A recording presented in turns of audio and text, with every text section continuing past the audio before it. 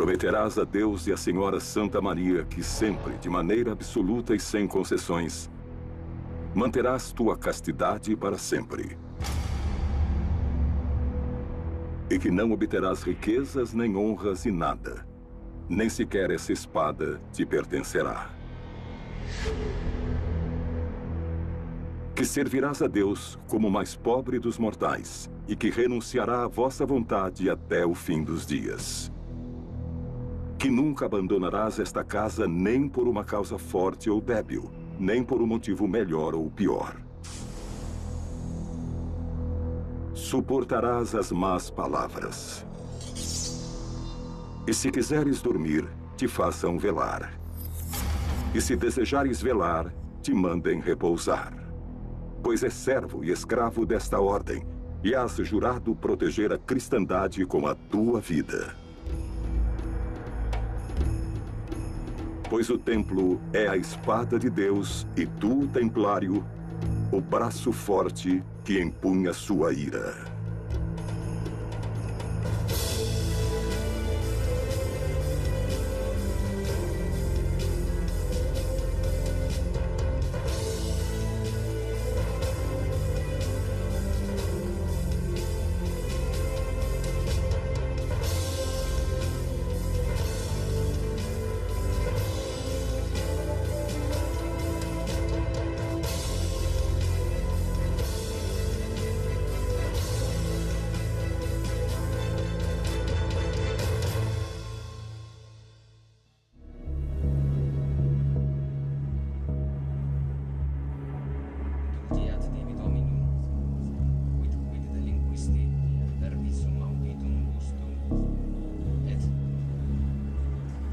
Não é a lepra, nem a peste.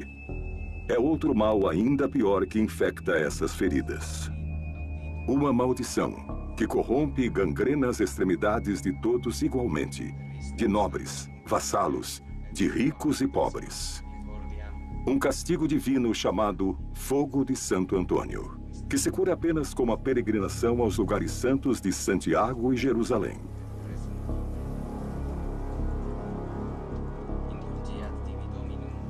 Essa mulher não suportará o longo caminho. Para ela, já é tarde demais.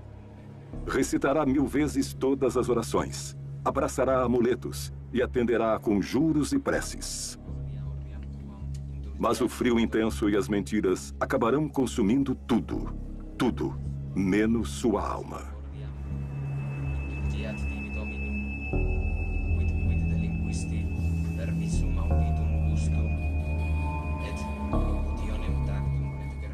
Uma Europa que parece estar congelada. Mais do que chamar de Baixa Idade Média, poderíamos chamar de o amanhecer da civilização cristã. No final do século XI, o que encontramos é uma sociedade que está relativamente feudal. Temos o Nosso Senhor, que governa todos esses territórios. Temos uma série de pessoas que trabalham para ele, são seus servos. A nobreza e o clero estão em um nível privilegiado, enquanto os braçais, os plebeus, se encontram em um patamar inferior na escala social. Digamos que as diferenças são importantes. Os braçais trabalham, os clérigos rezam e os nobres guerreiam. No final do século XI, pouco antes da Primeira Cruzada, a Espanha não existia. A Península Ibérica era um conglomerado de reinos no norte, no mundo cristão, e no sul, o sul muçulmano, Al-Andalus estava sendo reunificado com o Império Norte-Africano, os Almorávidas, que vinham conquistando e incorporando pouco a pouco seu reino ao reino de Taifas.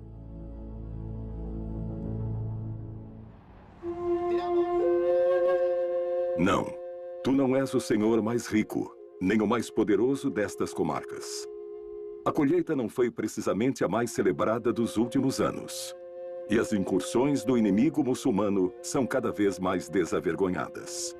Os dízimos são cada vez mais escassos, e a enfermidade devora o que logo será o cadáver de tua esposa.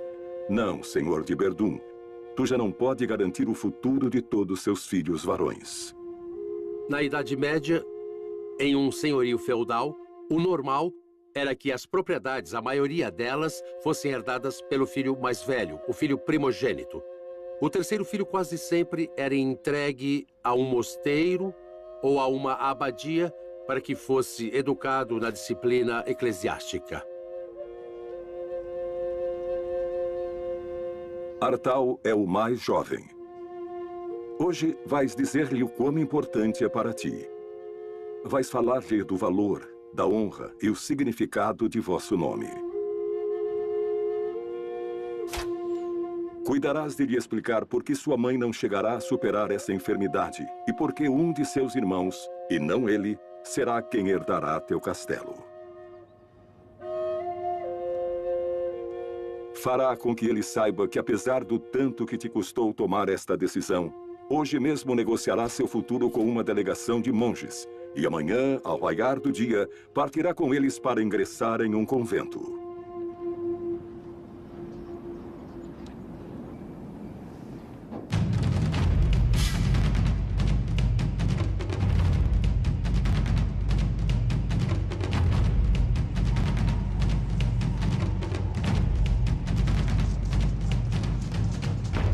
O sistema medieval de Morgado propicia uma concepção de mundo na qual os filhos são um benefício.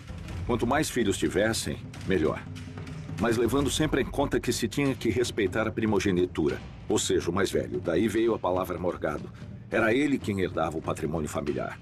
Aos demais, não restava outro remédio senão entrar na mesma corte do rei, ou em uma ordem religiosa, ou simplesmente pertencer ao estado clerical. A herança era um elemento muito importante naquela época. Os primeiros senhores, os primogênitos, podiam dispor da herança e administrá-la. Mas outros tipos de nobres, como os nobres secundários, tinham opções limitadas. Por isso, se uma pessoa que no século XI abandonasse a casa paterna para ir ao mundo, era muito lógico. Isso tinha todo o sentido do mundo, era muito natural nessa época. Não só na Espanha, mas em qualquer parte da Europa. Fazia todo sentido do mundo que um dos filhos se dedicasse à igreja.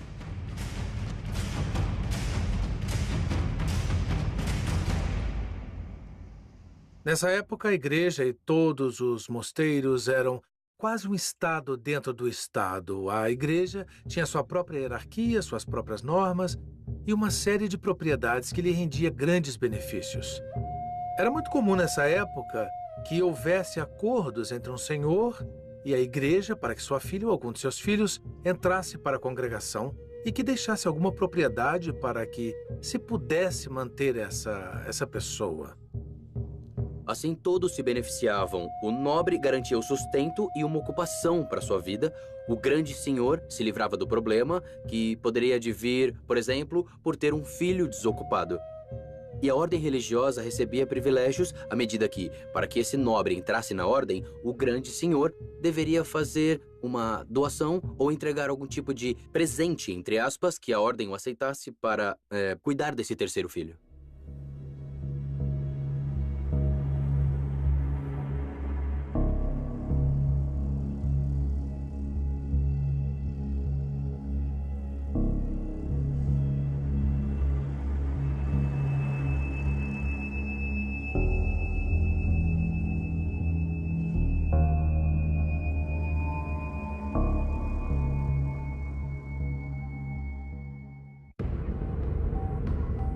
Alégio I, imperador de Bizâncio. Altivo, glutão e mulherengo. Compactuastes alianças e tivestes guerreado com todos e cada um de teus vizinhos. Todos desejam ocupar teus domínios, tua formosa capital, teu trono esplendoroso e a tua coroa. Constantinopla, a última das herdeiras de Roma, hoje é uma ratoeira. Hoje, no ano 1095 da Era de Nosso Senhor, tudo está prestes a mudar. Vindos do leste, a dinastia Seleucida e seus poderosos exércitos avançam sobre teus domínios.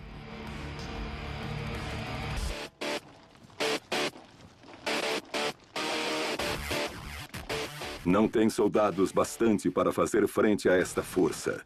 Desta vez, as cruzes não poderão frear aqueles que portam o coração nas mãos. Hoje, escreverás uma carta e enviará ao poderoso Papa do Ocidente. Pedirás ajuda em nome de toda a cristandade e rezarás. Rezarás para que apareça um gigantesco exército de valentes cristãos dispostos a enfrentar esta ameaça. Ou para que caia um raio dos céus para varrer todos esses sarracenos diretamente para o inferno. Tua mensagem percorrerá a Europa. E ainda que tu não chegues a saber nunca, essa maldita carta provocará uma guerra eterna. As Cruzadas.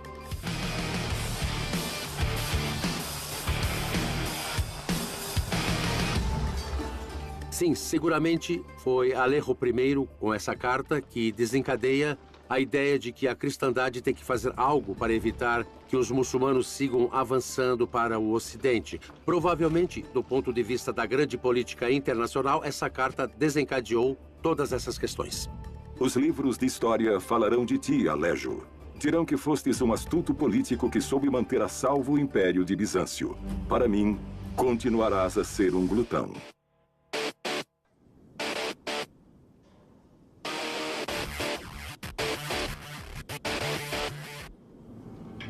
Antes da carta de Alejo I, havia uma série de movimentos que propunham a unidade do mundo cristão contra o Islã. Essas primeiras ações se dão principalmente na Península Ibérica, porque de lá não era preciso ir até Jerusalém combater os muçulmanos. Estes já estavam dentro da Europa, estavam aqui onde hoje está a Espanha. No ano de 1085 da Era de Nosso Senhor, Afonso VI, rei de León, havia tomado as praças de Coimbra, Madrid e Toledo. Pouco depois, um forte contingente almorávide desembarcou na península para socorrer seus irmãos muçulmanos, derrotando os leoneses na Batalha de Sagrajas. No ano de Nosso Senhor de 1094, Rodrigo Dias de Vivar el Cid conquistaria Valência. Nesse momento, a Reconquista se encontrava em uma fase relativamente inicial, embora já faça mais de 3 séculos que falamos da chegada dos muçulmanos à Península Ibérica e de que já tivessem recuperados territórios importantes, produziu-se o que foi chamado de pré-cruzada. A Europa toma consciência do processo de reconquista, toma consciência de que os muçulmanos estavam aí do mesmo modo que no Oriente e que também deviam ser combatidos. Assim sendo, era muito interessante para Roma, para o papado e para toda a igreja a reconquista da Espanha.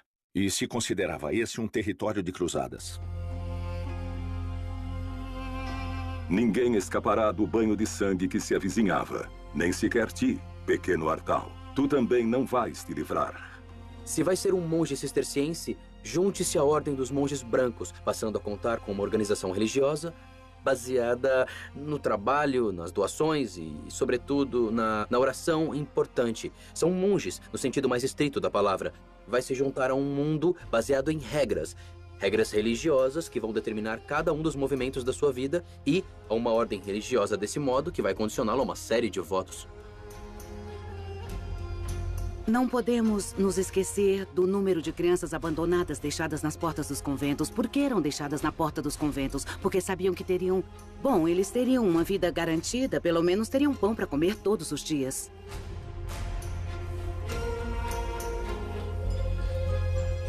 A regra de São Benito prevê a possibilidade de que os pais possam levar seus filhos ao monastério para serem monges. São Benito fala deles, São Benito fala dos meninos.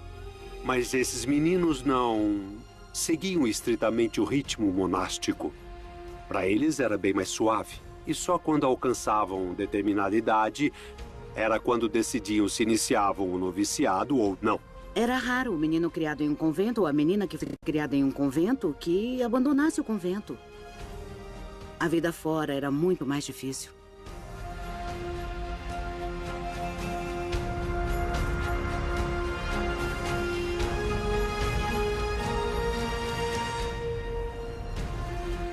Confia nesses monges, Artal. Eles farão de ti um homem sábio e temente a Deus. Ensinar-te-ão a orar e a viver do trabalho de tuas mãos, pois a ociosidade é inimiga da alma. Rezarás 8 vezes ao dia e comerás uma vez. E não sentirá necessidade de sair deste monastério. Isso não convém de forma alguma à tua alma.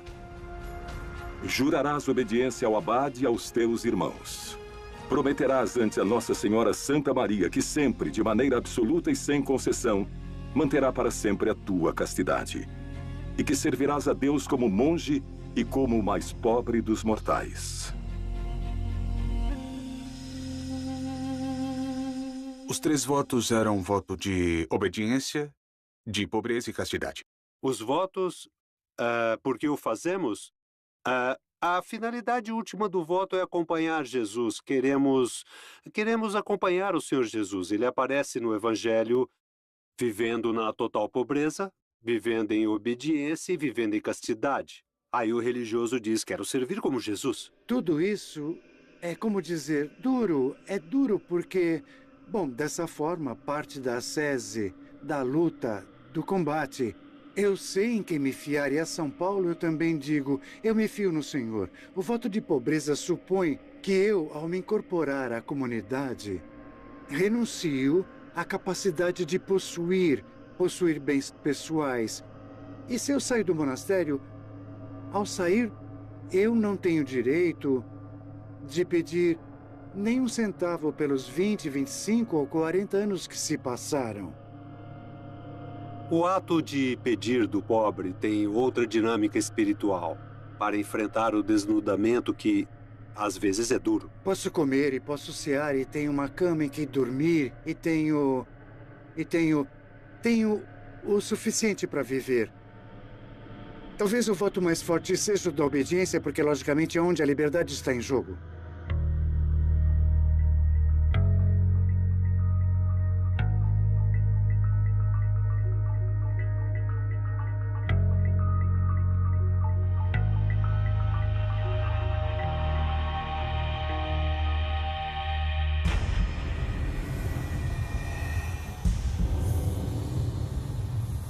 A ideia de unir todas as nações cristãs da Europa sob um único estandarte já anda por tempo demais rondando em tua cabeça. E essa carta, reclamando tua ajuda, chega em momento muito adequado. Parece ter caído dos céus. Sois Urbano, o segundo, o Papa de Roma. Quem melhor que tu para liderar essa união de infantes, reis e cavaleiros contra os inimigos de Deus? Hoje te armarás de valor e vais declarar a primeira das muitas cruzadas que estão para vir. Urbano II era um papa muito peculiar. Provavelmente tivesse gostado mais de ser o general que dirigia umas tropas ou um exército do que o pastor dos cristãos, o pastor dos católicos, que é o Papa de Roma. Urbano II proclama a cruzada, a primeira cruzada, nos arredores da cidade de Clermont, certamente influenciado pela Carta de Alejo I, mas também pela ideia que havia surgido alguns anos antes que algo deveria ser feito para enfrentar essa segunda leva prevista do Islã sobre a Europa. Nas cercanias da cidade de Clermont, haviam se reunido milhares de fiéis dispostos a deixarem-se seduzir por tuas palavras. Fale-lhes de todas as atrocidades que estão sofrendo nossos irmãos cristãos no Oriente. Minta-lhes, diga-lhes que chegaram inclusive a queimar igrejas. Diga-lhes que tu, ou melhor ainda, diga-lhes que Deus, nosso Senhor, lhes ordena partir imediatamente para destruir essa raça vil que ocupa a Terra Santa. Prometa-lhes que todos aqueles que morrerem por esse empenho serão absolvidos de todos os seus pecados. Prometa-lhes a vida eterna. E quando lhes perguntar se poriam suas espadas a serviço dessa guerra santa, eles todos responderiam: Deus o quer, Deus o quer. Era esse o grito dos cruzados, Deus o quer. E o que o Papa reclama nesse discurso é a unidade. Diz, acabai com vossos enfrentamentos. Não somos o inimigo, nós cristãos não somos o inimigo. Temos de nos unir contra o inimigo. O inimigo é o muçulmano, o inimigo é o sarraceno. O Papa Urbano II chamou às armas os europeus para irem defender e libertar a Terra Santa. Claro que nos dá a ideia de um personagem, de um papa muito imbuído nesse espírito que chamamos de reconquista da Península Ibérica, de cruzadas em geral, que devia provocar e que realmente provocou um efeito bem imediato nas pessoas de seu tempo, porque houve uma resposta massiva ao chamado do Papa em seu discurso nessa predicação de uma cruzada em Clermont-Ferrand em 1095.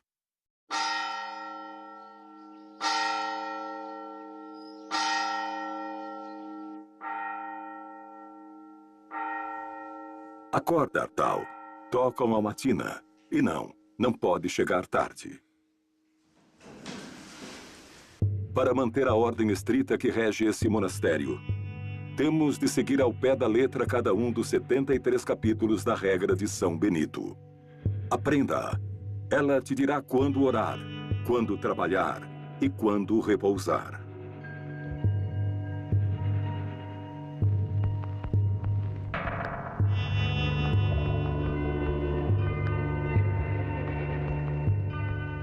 Havia algumas regras, por exemplo, sobre a ingestão de determinados alimentos em certas épocas do ano. O corpo devia ser purificado por meio da abstinência sexual ou pela ausência de determinado alimento. A Sister tem como lema Ora et Labora.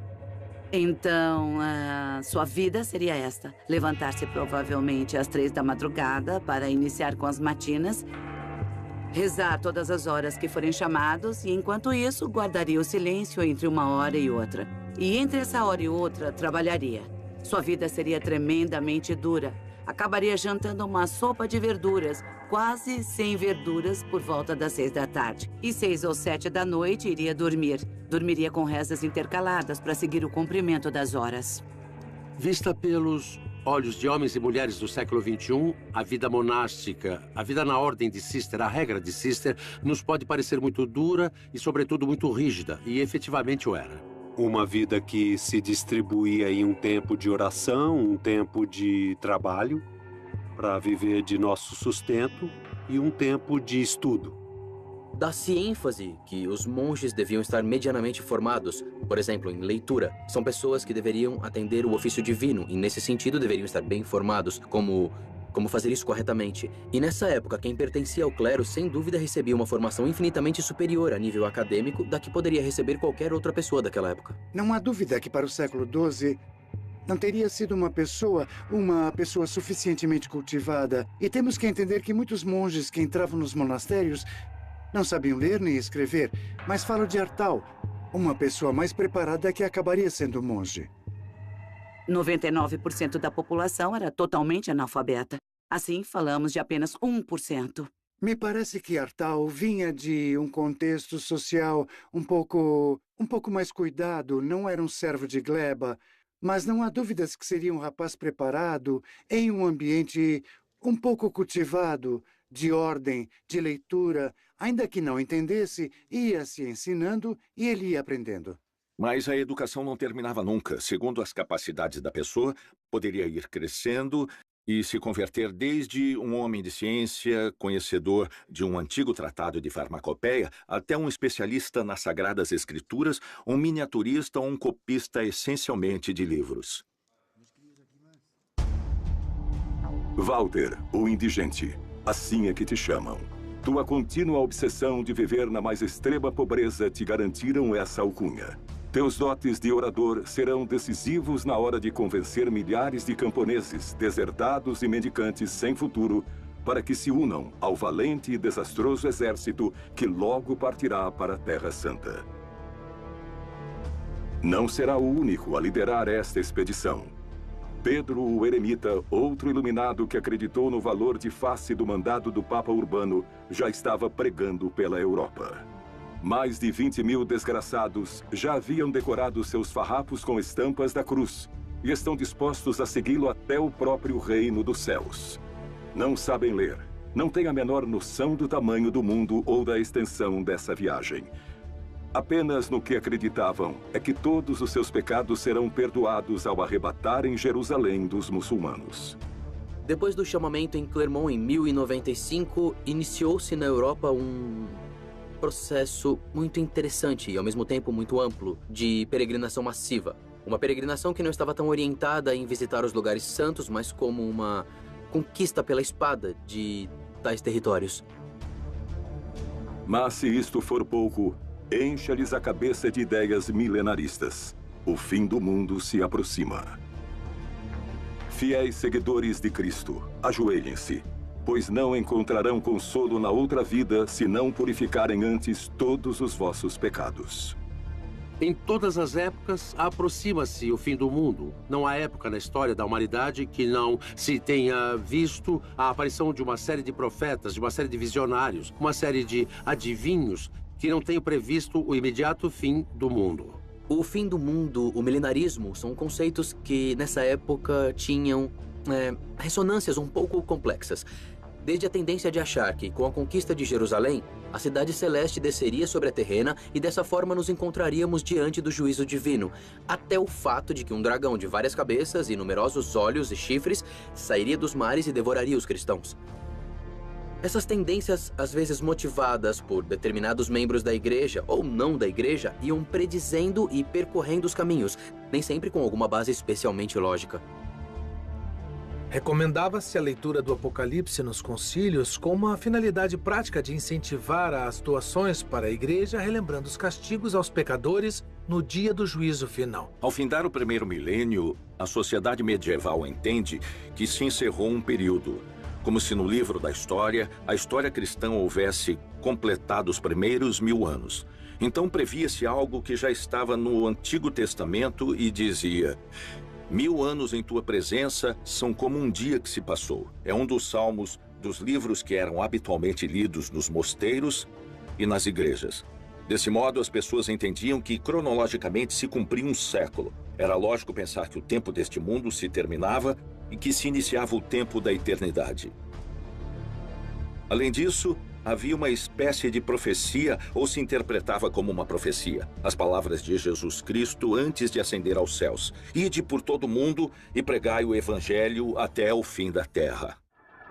Entendiam o fim da terra de maneira física, assim como os 1000 anos de uma forma cronológica. Entre esses indivíduos que assumiram o modo literal da mensagem, estavam os que nada tinham a perder.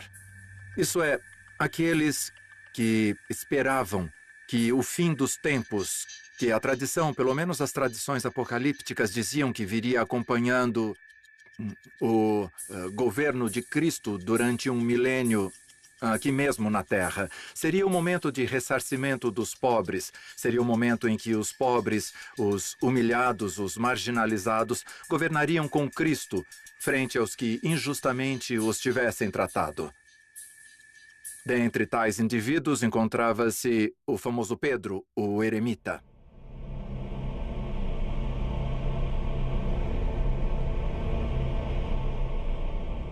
Pedro, o eremita, que era um louco, um iluminado, um homem convencido de seu caráter messiânico, que teria sido designado provavelmente por Deus para encabeçar um movimento que acabe com o Islã e com os muçulmanos hereges, os filhos do mal.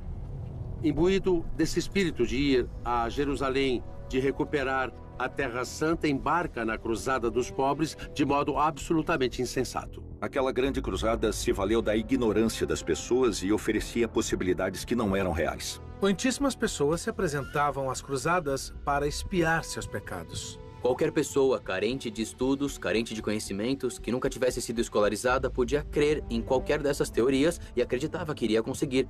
Isso é um dos grandes componentes do milenarismo e que motiva os movimentos cruzadistas e que motiva todas essas peregrinações. Portanto, mesclavam-se muitas coisas. Se mesclou o fanatismo, o crescimento da população e o fato de que na Espanha a reconquista também se considerava uma cruzada, estava muito avançada. Era gente mal preparada. Ainda que tivessem muita fé, não tinham instrução militar, nem sequer possuíam a caridade cristã que os impelia a libertar a Terra Santa, porque fizeram grandes maldades, porque cometeram também enormes crimes e acabaram sendo dizimados no caminho para Jerusalém.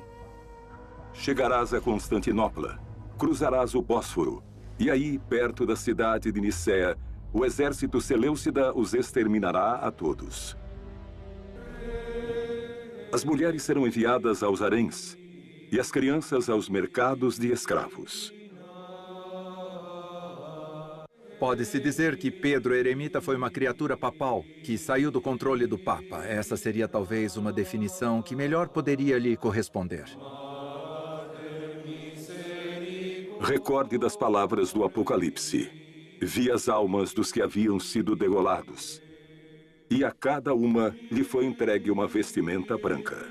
Os cistercenses vestiam branco, adotaram o hábito branco como símbolo da pureza, como símbolo também de pobreza e, ao mesmo tempo, como símbolo que representa a luz de Deus, uma luz branca, uma luz que não tem cor.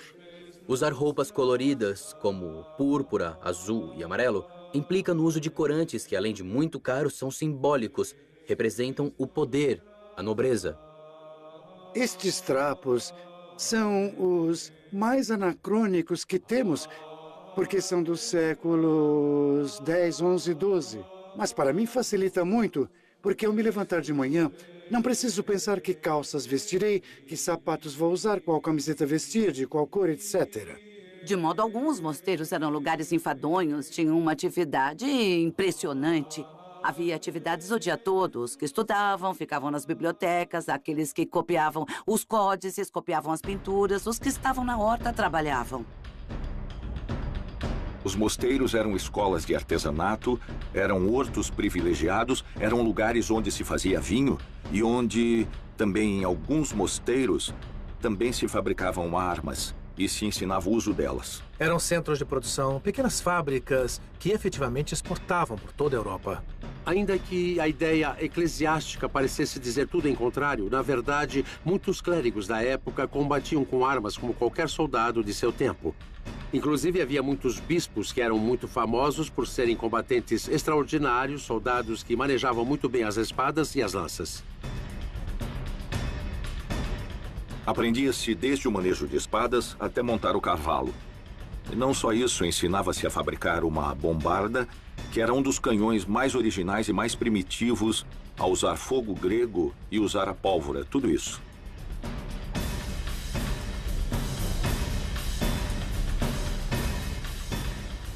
Na Idade Média, um combatente que não estivesse treinado, que não tivesse treinado golpes de machado, golpes de clava, cargas de cavalaria ou o manejo de espada em uma batalha, estava perdido. Na Idade Média havia muito poucas oportunidades. Se não estivesse treinado e fosse atingido por 2 golpes, no terceiro estaria morto. Na liturgia, os monges deviam cantar numa forma varonil, um pouco forte, como cavalheiros marchando para a guerra.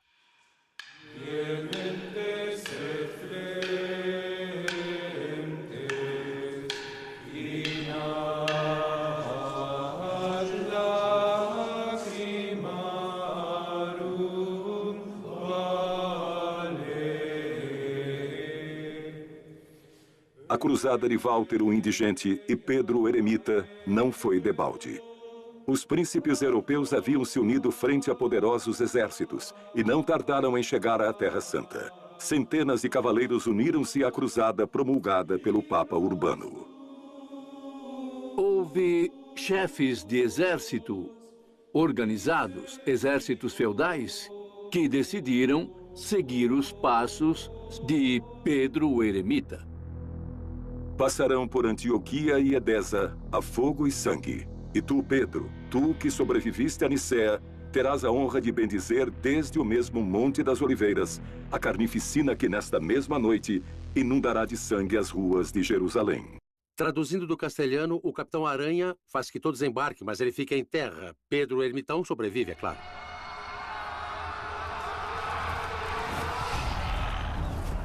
Jejuareis por 3 dias. E assim como Josué fez em Jericó, marcharão descalços em procissão ao redor da cidade. E ao final de 9 dias, pela graça de Deus, suas muralhas se dissolverão. Construirão poderosos aríetes e torres de assalto.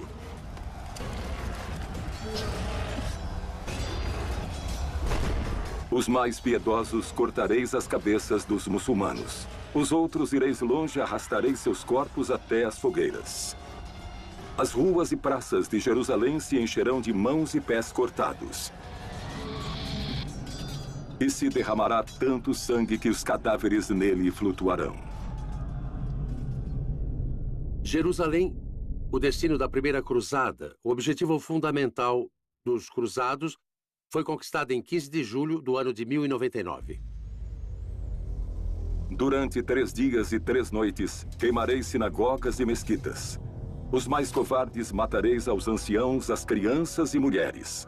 Os mais soberbos colocareis coroas de ouro no mesmo lugar onde Cristo portou uma de espinhos. E quando não restarem mais infiéis que maltratar, os levarão em penitência até a igreja do Santo Sepulcro para a cerimônia de ação de graças. A matança que se produziu foi terrível. Os cronistas cristãos contam que o sangue dos muçulmanos chegava até os tornozelos. Nos falam das ruas de Jerusalém cheias de sangue e que o sangue chegava até a metade das pernas dos cavalos, de mortos, de torturas, de todos os tipos de barbaridades.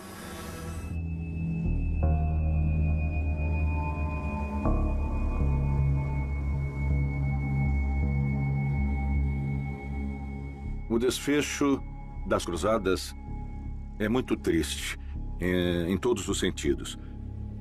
Representa um dos grandes fracassos da humanidade. Desde Roma, te manterás adiante do avanço de tua guerra santa, a primeira de muitas que estão por vir. Mas tu, Urbano, tu morrerás 14 dias antes da Batalha de Jerusalém. Nunca saberás se a Terra Santa chegou a ser liberada, e eu também nada direi.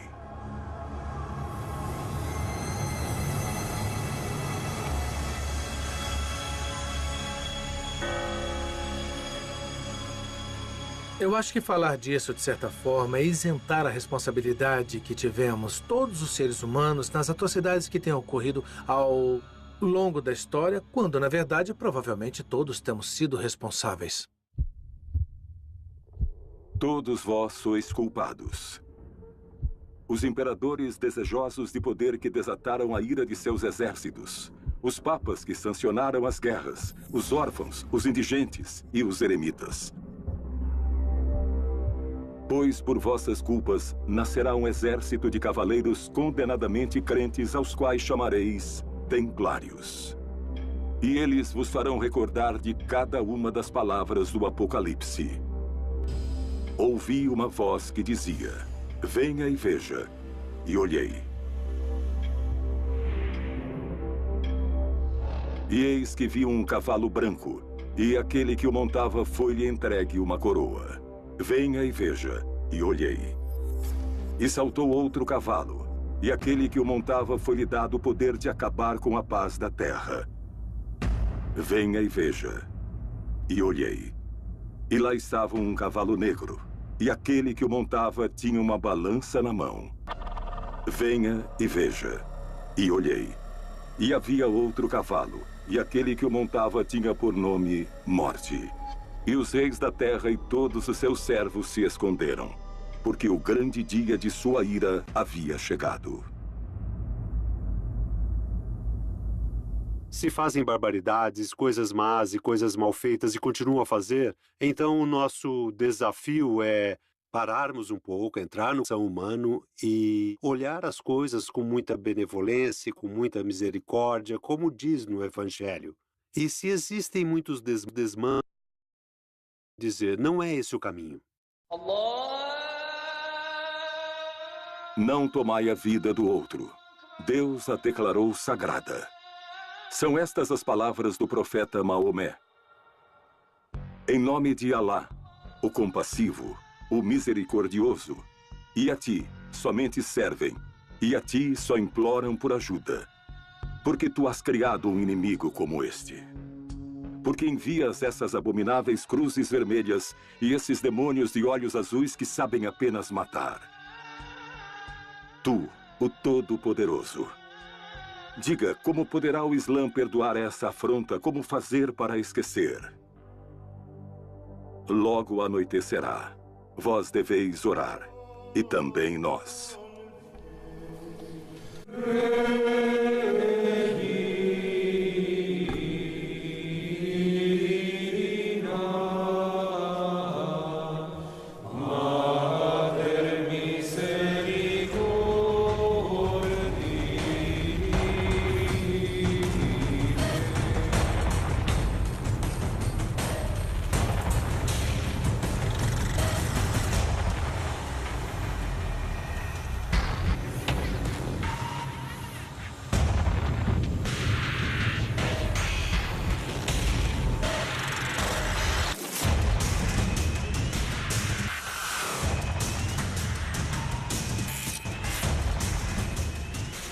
Então eles colocaram a Artal deitado no chão, porque São Benito disse que quando se comete uma falta, uma maneira de humilhar-se o monge é deitá-lo no chão, enquanto a comunidade passa por cima do irmão. Eu creio que é para sublinhar essa humilhação da falta, de algum modo, é fazendo penitência.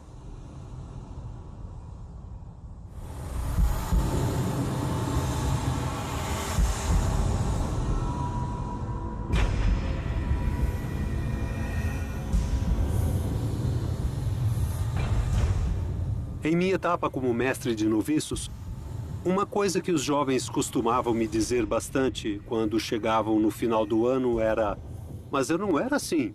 E eu dizia: como não eram assim? Claro que eram assim, mas não percebiam na ocasião. Não conseguiam descobrir o que eram realmente. E quando alguém vai descobrindo quem realmente é, tem que se enfrentar.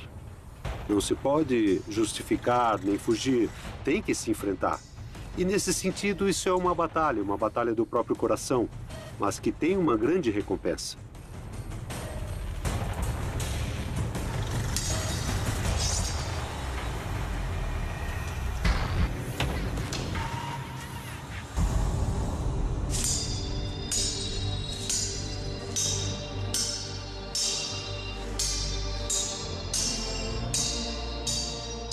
Jerusalém foi libertada.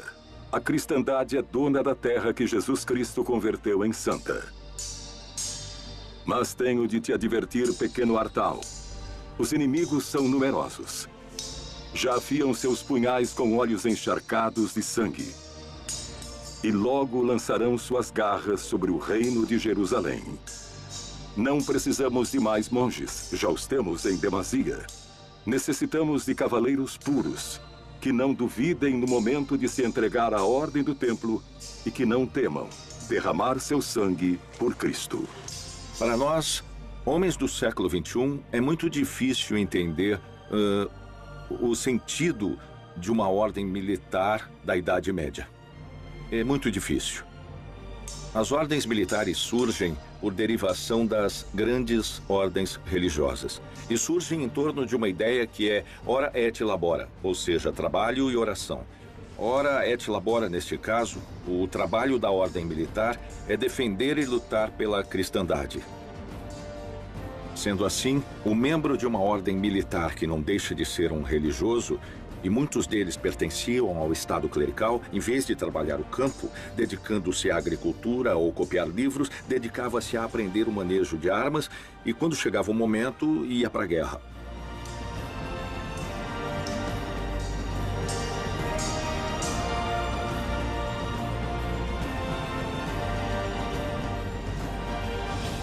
Artal feliz? Sei, ao sair do monastério, mas deviam perguntar-lhe se foi feliz como cavaleiro templário, desenvolvendo sua vocação de Militis Christi, de soldado de Cristo, chegando inclusive a bater cobre por ele, materialmente, não? Ser templário implica em um salto de fé, que hoje em dia não se poderia dar. Estamos falando de um nível de sacrifício que hoje em dia ninguém daria. É um passo muito difícil de dar.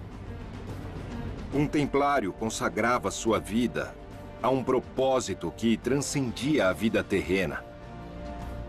Imagina o quanto soava duro e o quanto era belo. Renunciava a sua vida, a seu próprio destino, a ter descendência, a ter posses. E se entregava por convicção própria a um propósito maior, ao que podia oferecer à humanidade, que era servir a Deus.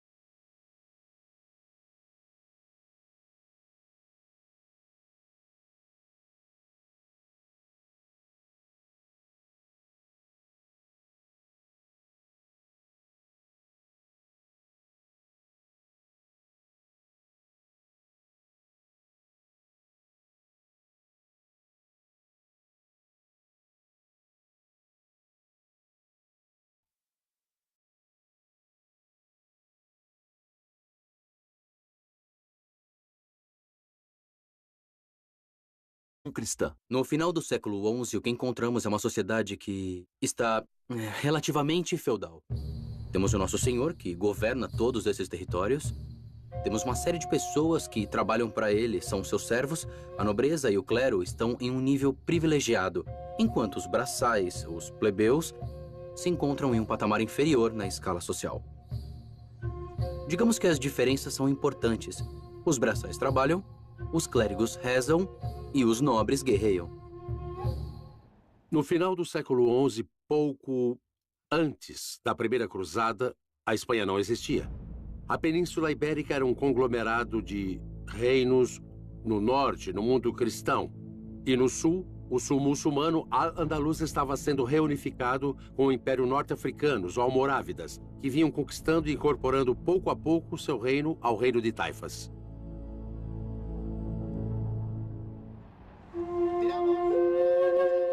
Não, tu não és o senhor mais rico, nem o mais poderoso destas comarcas. Uma maldição que corrompe e gangrena as extremidades de todos igualmente, de nobres, vassalos, de ricos e pobres. Um castigo divino chamado Fogo de Santo Antônio, que se cura apenas com a peregrinação aos lugares santos de Santiago e Jerusalém.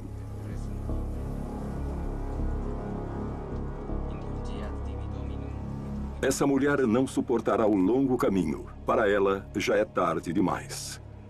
Recitará 1000 vezes todas as orações, abraçará amuletos e atenderá a conjuros e preces. Mas o frio intenso e as mentiras acabarão consumindo tudo, tudo, menos sua alma.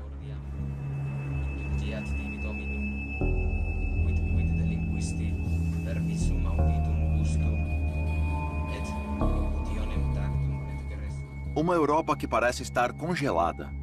Mais do que chamar de Baixa Idade Média, poderíamos chamar de o amanhecer da civilização.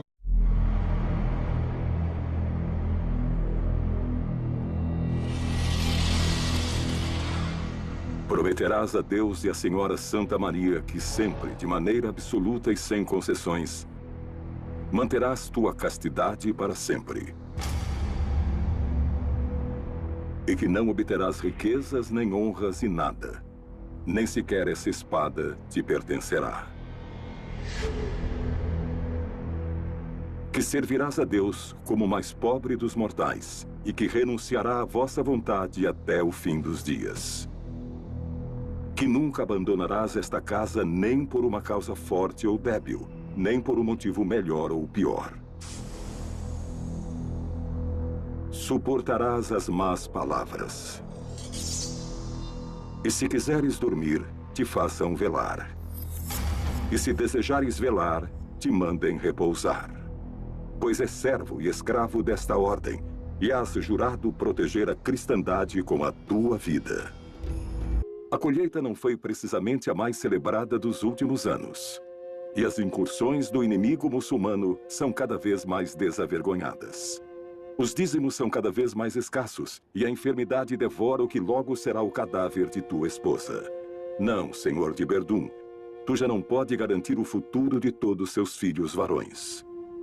Na Idade Média, em um senhorio feudal, o normal era que as propriedades, a maioria delas, fossem herdadas pelo filho mais velho, o filho primogênito. O terceiro filho quase sempre era entregue a um mosteiro ou a uma abadia para que fosse educado na disciplina eclesiástica. Artal é o mais jovem. Hoje vais dizer-lhe o quão importante é para ti. Vais falar-lhe do valor, da honra e o significado de vosso nome. Cuidarás de lhe explicar por que sua mãe não chegará a superar essa enfermidade e por que Pois o templo é a espada de Deus e tu, templário, o braço forte que empunha sua ira.